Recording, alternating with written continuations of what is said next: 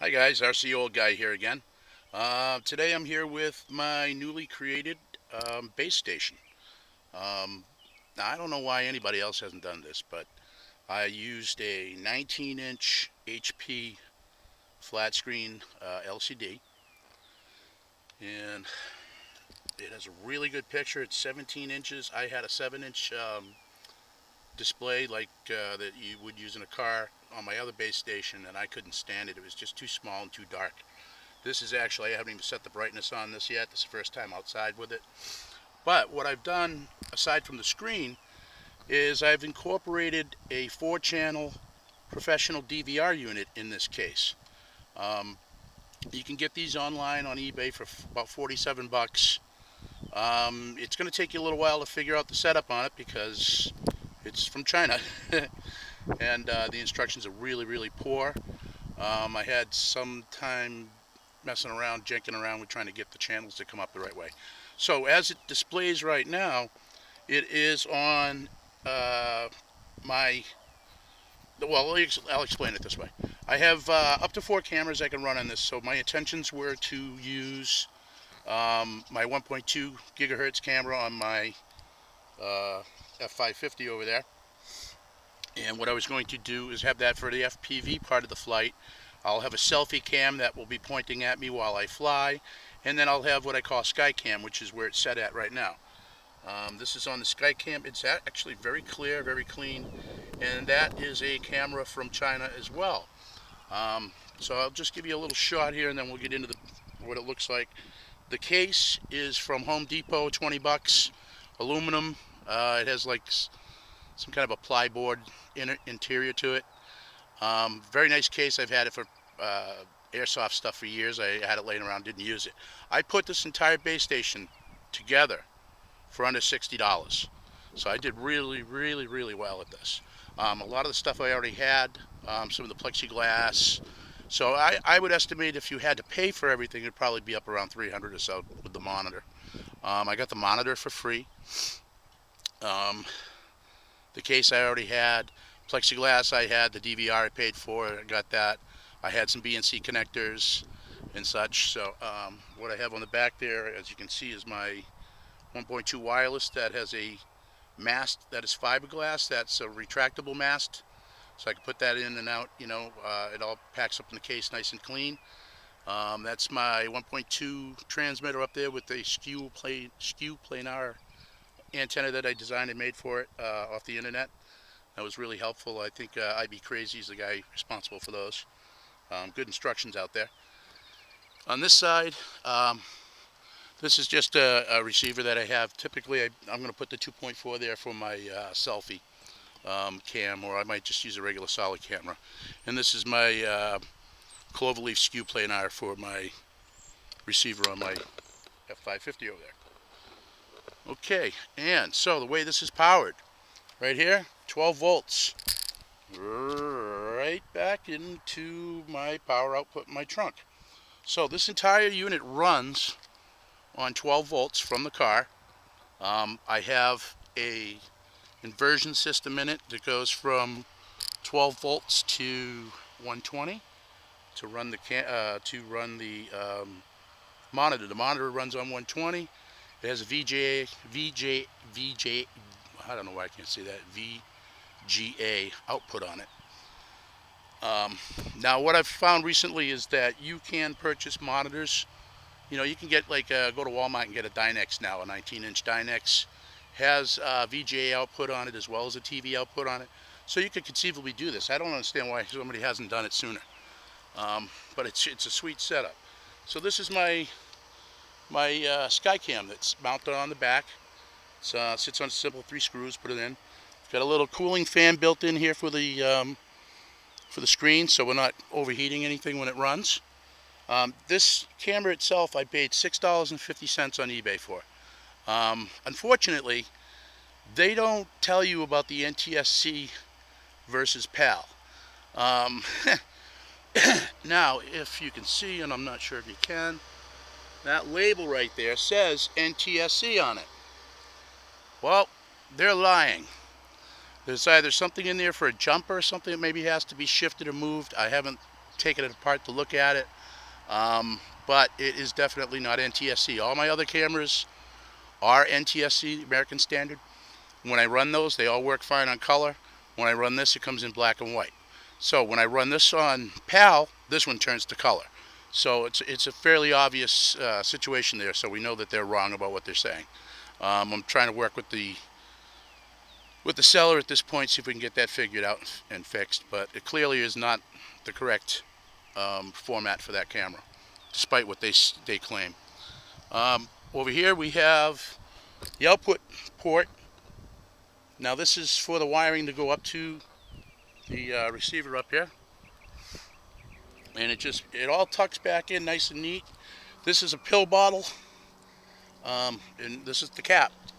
So what happens is we stuff all that back into that little hole, push it all back in there, and put the cap on it.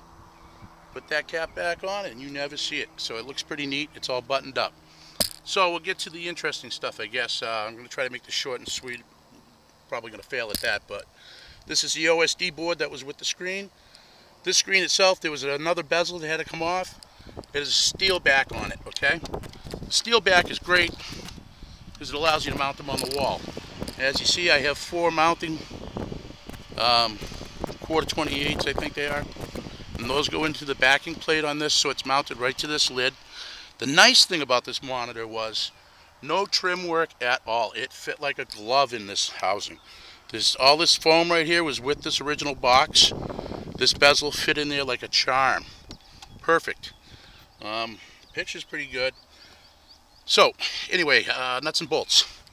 So, OSD display, that's on the outside now. We had to take that on-off switches right here. Again, that's like a little OSD board. I just took it out and put it on the outside. Power switch right here. On-off switch for the inverter.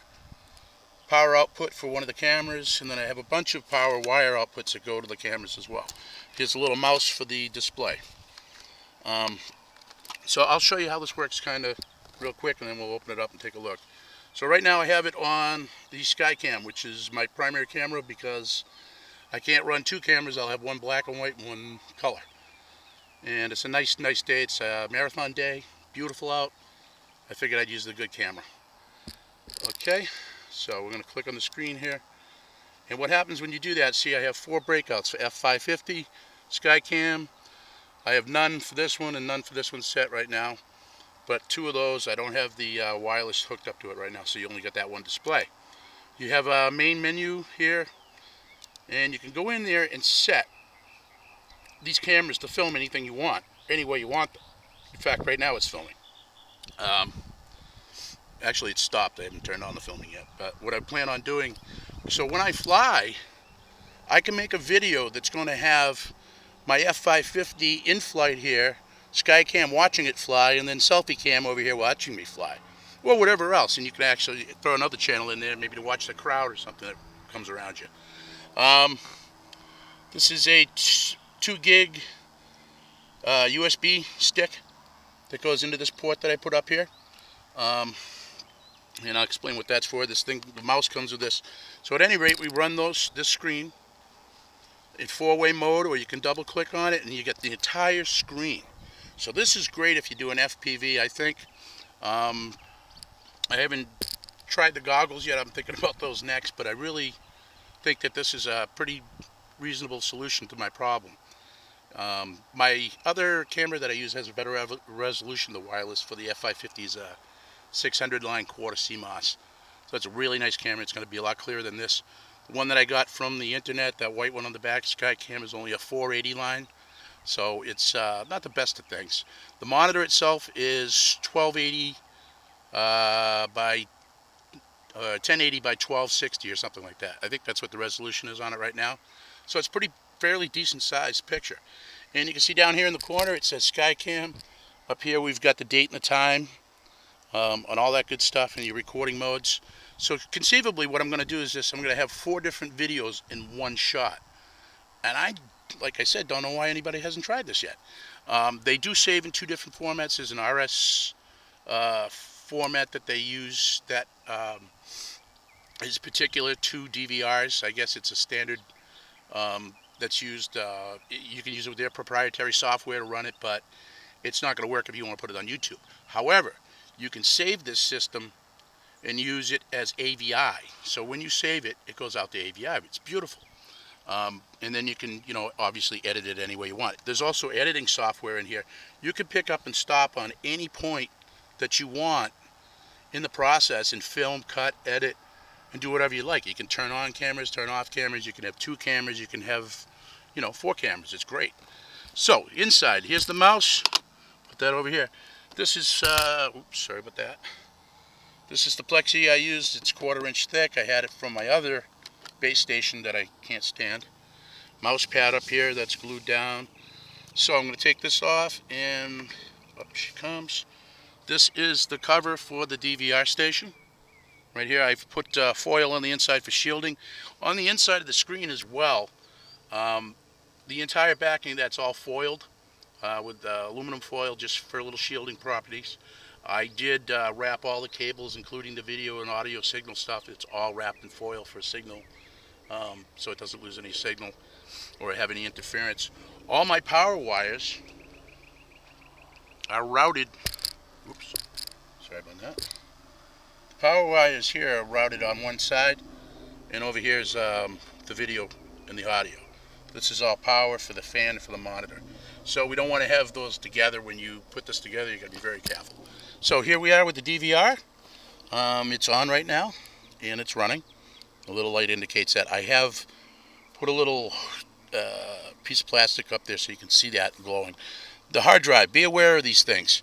They don't necessarily tell you this is going to happen, but when you buy these DVRs, they usually don't come with a hard drive unless you buy it with it.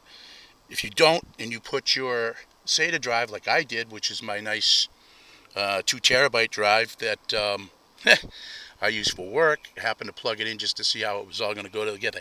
It like instantly formats the drive. So if you have anything on it, it's going to be gone. It was my foolish mistake. I didn't back up my stuff. I should have known better. But at any rate, it's, I think, a Linux operating system that they use on the software itself, or whatever you want to call it, the firmware. So what happens to that afterwards is when you go to plug that drive back into your computer, you'll hear it go kaplunk. It recognizes the device is going in, but you won't see a drive letter come up. You will have nothing. So essentially that hard drive belongs to the DVR now. Like it or not, that's where it's going to stay because it's useless anywhere else. I don't know if that's a Vista. I'm running Vista. I'm not running 7, so I'm not sure if that's an issue with that. Maybe. I don't know. All right, so aside from that, what happens here is when you record, I've got enough in here I can record for a week or 2, which is ridiculous, but you can do it. So you record, it all goes to that hard drive, then you use the software and you go to backup mode, and it puts it on the stick. Okay, so now you have your AVI files on your stick. Now this is fine. You can plug that into your computer, no problems. Load it right up. You might have to load up a DivX converter or 2 for the AVI to work. It depends on what your system is. I reloaded mine last year, and still catching up with updates and stuff. So this is it in a nutshell. All this system in here. This is a power inverter. 120 in. This can unplug. I can unplug this at any time and plug in an extension cord and run it from the house if I wanted to. I have a 12-volt LiPo battery, and I can also plug that into this side port. So it runs. You can run it in the house and stuff if you want to mess around with it. This is where the cables come in here. What I created under here, I'm not sure if you can see it. There is like a little plexiglass bus bar that I created. It's just a piece of plexi, 2 pieces of copper Romex wire running down each side. Goes into the main feed. There's a fuse in there. But that allows you just to make, instead of using a screw bar, I see a lot of fancy work out there. I've seen some of these stations that they're embarrassing. If you're going to put your stuff in a cooler, just go back to where you came from. It's embarrassing, really. Be creative. Make something nice. This case is on a tripod, as you can see. It's really heavy. This is probably about 20 pounds, maybe more, because of the monitor is an old monitor. I didn't buy this new. It's old. Somebody gave it to me. It's used, but it works. What I did, though, on it here is there's a metal plate. Now, this was from the back inside of an old TV set that somebody threw away. It's one of these metal plates that you mount the TV to the wall with. I took that out. I drilled a hole. I put a 1/4 standoff in here, welded it in there. So now, as you can see under here, as you can see underneath, it's on my heavy-duty stand. That'll keep things from flexing and bending and breaking. You cannot use whatever they use for this material in here. Is actually like some cheap wood. I think that's what it is, some fiberboard. But that'll just snap and crack and bend and break, and all your money and all your time is going to go down the drain. But if you do it this way with the steel plate, all this is supported by the steel plate. I still would not take this out on a really heavy windy day, but that's probably not the day you want to fly anyway. But you don't want to rock it around and mess with it. But I like it on the tripod the way it is. I think it's going to be easy to see it when it flies. So that's it. Like I said, it's a VGA screen. I'm not sure why anybody hasn't tried this yet, but I'll do some videos eventually. Sorry this one was so long. And to the haters that got bored by it and all that, it's more informational for people. It's not, I'm not here to prove anything. So, and a lot of these videos that I post up are for my own personal enjoyment and for my friends. I don't necessarily put this stuff online for your comments. However, if you're being nice and you want to say something nice, go ahead. If you got nothing nice to say, just don't say anything, Nobody needs to hear, grief. So, have a great day.